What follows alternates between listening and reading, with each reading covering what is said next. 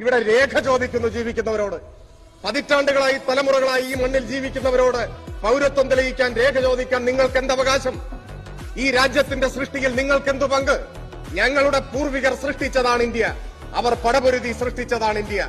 അന്ന് നിങ്ങളുടെ പിതാക്കന്മാർ ബ്രിട്ടന്റെ ഒറ്റുകാരായി ഈ മണ്ണിൽ നിൽക്കുകയായിരുന്നു. നിങ്ങൾക്ക് വാരിയംകുന്നത്ത് കുഞ്ഞഹമ്മദ് ഹാജി എന്നൊരു പേരറിയുമോ?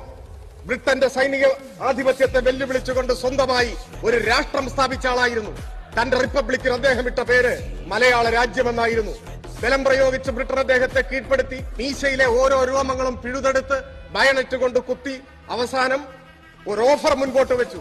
നിങ്ങൾ മാപ്പപേക്ഷ എഴുതി തന്നാൽ, നിങ്ങൾ സ്വാതന്ത്ര്യ സമരം അവസാനിപ്പിച്ചാൽ നിങ്ങളെ മക്കയിൽ സുഖമായി ജീവിക്കാനുള്ള സൗകര്യം ഏർപ്പെടുത്തി തരാം എന്നാണ് ബ്രിട്ടീഷ് സൈന്യ മേധാവികൾ അദ്ദേഹത്തോട് പറഞ്ഞത്.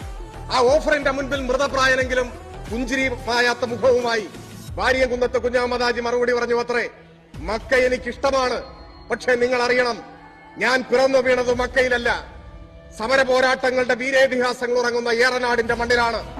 ഈ മണ്ണിൽ ഞാൻ മരിച്ചു വീഴും, ഈ മണ്ണിൽ ഞാൻ ലയിച്ചു ചേരും. ഈ വാക്കാണ് അദ്ദേഹം പറഞ്ഞത്.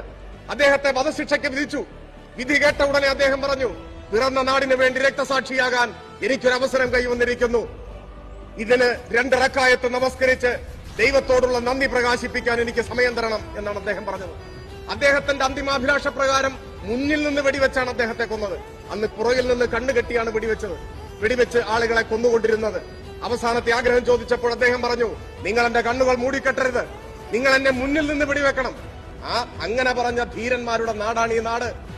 ആലിമുസ്ലിയാരുടെ നാടാണ് ഈ നാട്. ബ്രിട്ടീഷ് പട്ടാളത്തെ തോൽപ്പിച്ചവരാണ് ഈ ഏറനാട്ടിലെ മാപ്പിളമാർ. ആ പ്രൗഢഗംഭീരമായ ഭൂതകാലം നിലനിൽക്കുമ്പോഴാണ് നിങ്ങൾ ഒരു ജനതയെ ആകമാനം സംശയത്തിന്റെ നിഴലിൽ നിർത്തി തുടച്ചു നീക്കാനുള്ള സമീപനം സ്വീകരിക്കുന്നത്.